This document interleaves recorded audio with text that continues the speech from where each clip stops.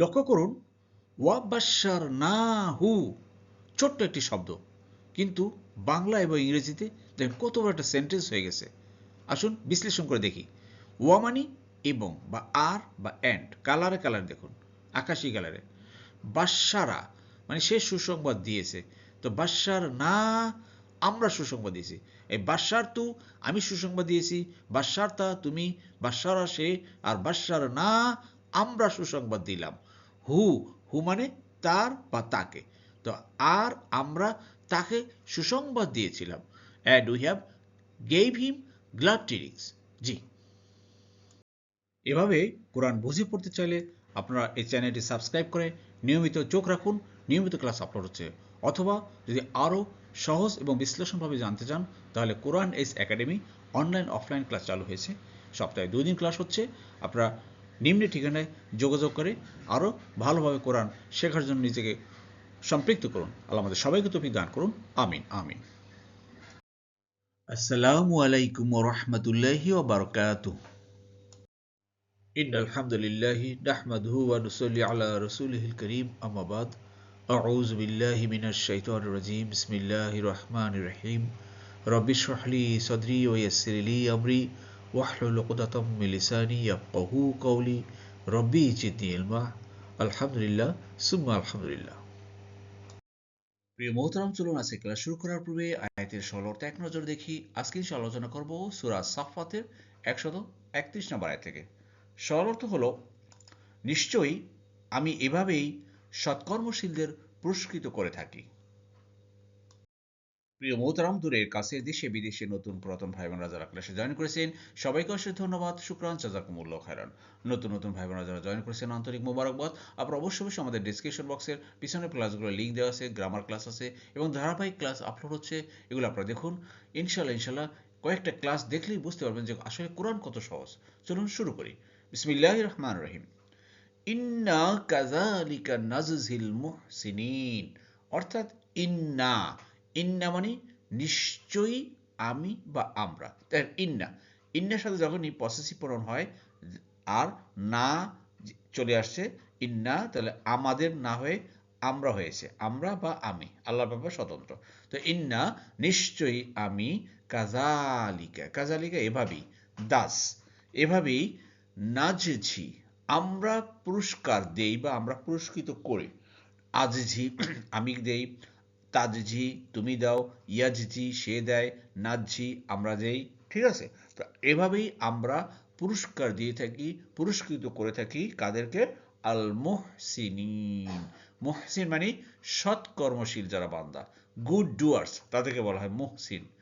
প্রিয় মোহতারাম, আসলে এই আয়াতটি আপনারা ধারাবাহিক ক্লাস যারা করেন তারা জানেন যে গত ক্লাসে হজরত ইলিয়াস আলাইসাল্লাম এসব কথা বলেছিলেন যে ইলিয়াস আলাইসাল্লাম, আল্লাহ সুবহানাহু ওয়া তাআলা তাকে, তার প্রতি সালাম বর্ষণ করেছেন।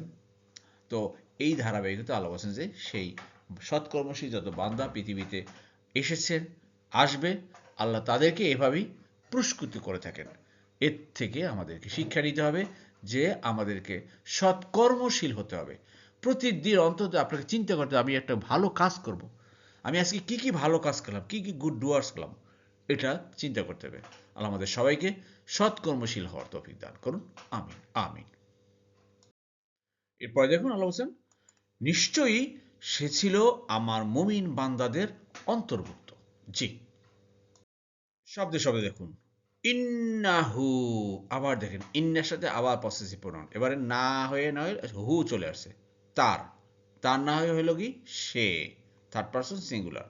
জি, ইন্নাহু নিশ্চয়ই সে বা তিনি, মিন ইবাদিনা, মিন মানে মধ্য হতে বা অন্তর্ভুক্ত, আবদ এর প্লুরাল ইবাদ, না মানে আমার বা আমাদের, আল্লাহর ব্যাপারে আমার বা আমাদের। তো নিশ্চয়ই সে ছিল আমাদের কি বলে বান্দাদের অন্তর্ভুক্ত, কাদের? আল মুমিনিন, মুমিন বান্দাদের, সে মুমিন বান্দাদের অন্তর্ভুক্ত ছিল। আসলে আল্লাহ সুবহানাহু ওয়া তাআলা এভাবে বিভিন্ন নবীদেরকে ব্যাপারে সার্টিফাই করেছেন। প্রিয় মোহতারাম, আমরা জানি যে এই সূরা আস-সাফফাতে অনেক নবীদের ধারাবাহিক আলোচনা আসছে, যেগুলো জিস্ট আল্লাহ এখানে উল্লেখ করেছেন। ডিটেলস বর্ণনা করেন। ইন ডিটেলস তো আপনারা অন্য অন্য সূরায় পেয়েছেন, কিন্তু এই সূরাতে বিভিন্ন নবীদের কথা নিয়ে আসছেন। যাই হোক প্রিয় মহোদয়, আসলে আমাদের একটাই হলো কি শিক্ষা, যে আমরা যাতে করে কালার কোডের মাধ্যমে শব্দে শব্দে কোরআনটা বুঝে পড়তে পারি। এই বুঝে পড়ার জন্য আপনাকে আমাকে অবশ্যই লেগে থাকতে হবে, ধৈর্য ধারণ করতে হবে, সবর করতে হবে, অটল থাকতে হবে, অবিচল থাকতে হবে। তাহলে কিন্তু ইনশাল্লাহ আমরা এই কোরআন বুঝতে পারবো। জি। এরপর আল্লাহ বলছেন, দেখুন, আর নিশ্চয়ই লূত ও ছিল রাসূলদেরই একজন। জি, শব্দে শব্দে দেখুন, ওয়া, আর, ইন্না, নিশ্চয়ই, ইনডিড, অ্যান্ড ইনডিড, লুতান, লুত, লা, অবশ্যই, মিনাল মুরসালিন, অবশ্যই সে ছিল মুরসালিন, রাসূলদেরই একজন, অন্যতম রাসূল যাকে বলা হয়, লূত আলাইহিসসালাম। এবার প্রিয় মোহতারাম, ধারাবাহিক আলোচনা অংশ হিসেবে আল্লাহ সুবহানাহু ওয়া তাআলা লূত আলাইহিসসালামের কথা নিয়ে আসছেন। এভাবে ধারাবাহিকভাবে আল্লাহ সুবহানাহু ওয়া তাআলা, দেখেন কোরআনের বিভিন্ন সূরায় বিভিন্ন নবীদের কথা, রাসূলদের কথা এভাবে ধারাবাহিকভাবে বর্ণনা করেছেন। এখানে লূত আলাইহিস সালামের কথা। তো দেখেন এই আয়াতের ভিতরে কোনো ভার্ব নাই, কিন্তু ফেল বা ভার্ব নাই। বেগুনি কালারের ভার্ব নাই। বেগুনি কালার ভার্ব নাই যেহেতু, অতএব সাথে পার্সোনাল প্রনাউন গ্রিন কালারও আসে নাই। এটা মনে রাখবেন। জি। আর এটা হলো গিয়ে আপনার এসএম বা নাউন, এটাও এসএম বা নাউন। জি। এরপর যখন আল্লাহ বলছেন, যখন আমি তাকে ও তার পরিবার পরিজন সকলকে নাজাত দিয়েছিলাম। জি, শব্দে শব্দে দেখুন, ইজ, দেখেন ইজা এবং ইজ পার্থক্য কি? ইজা হলো গিয়ে বর্তমান ভবিষ্যৎকাল, আর ইজ হলো গিয়ে অতীতকাল।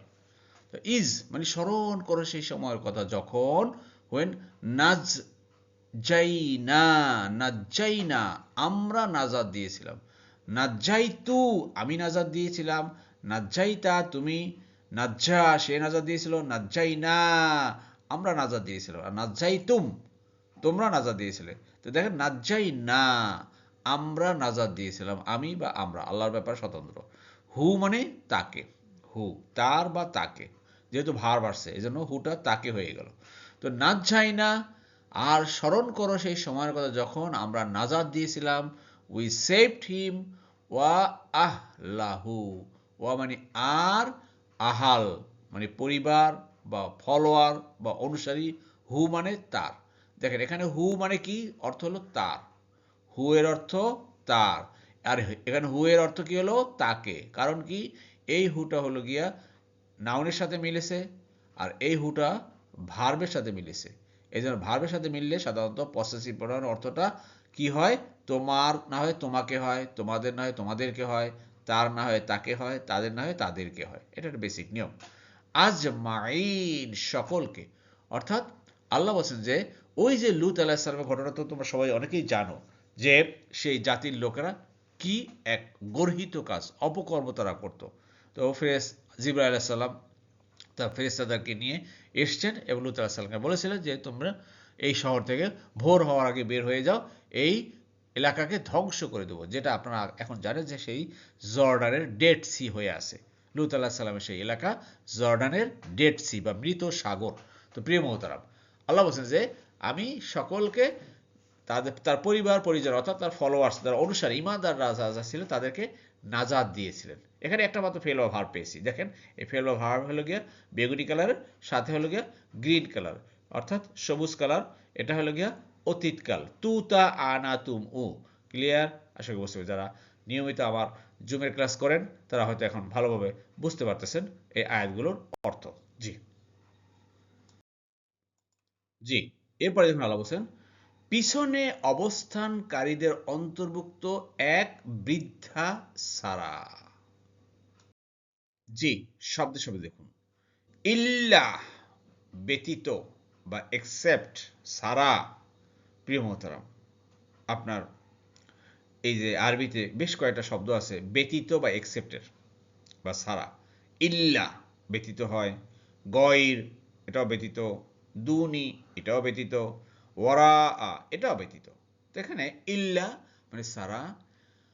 আজুজান, আজুজান মানে অ্যান ওল্ড ওমেন, একজন বৃদ্ধা মহিলা ছাড়া অর্থাৎ ওই যে আল্লাহ বলছেন যে লূত আলাইহিস সালামের ফ্যামিলি তথা তার অনুসারীদেরকে আল্লাহ নাজাত দিয়েছেন সবাইকে, তবে একজন বৃদ্ধাকে নেননি।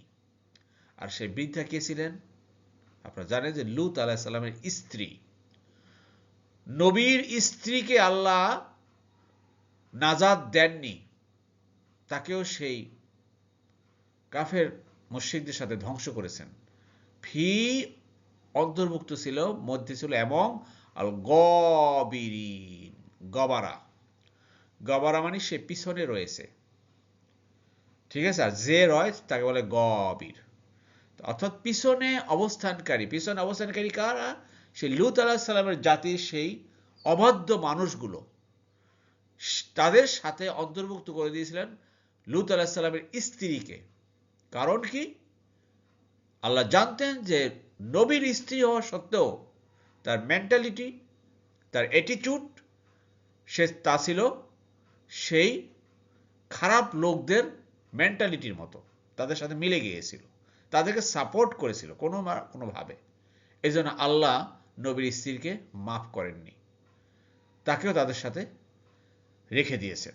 প্রিয় মোহতারাম, এর থেকে শিক্ষা আমাদের জন্য যে প্রত্যেকেই চিন্তা করেন, যদি আপনার ভাইয়েরা যদি ঠিকই আপনারা দিনের কাজ করেন, আল্লাহর কোরআনের কাজ করেন, দিনের দাওয়াত দায়ী হয়ে যান, কিন্তু আপনাদের স্ত্রীরা যদি না হয়, তাদেরকে যদি আমরা স্ত্রীকে না আনতে পারি, তাহলে কিন্তু অবস্থা কিন্তু এরকমই হবে, কোনো মাপ নেই।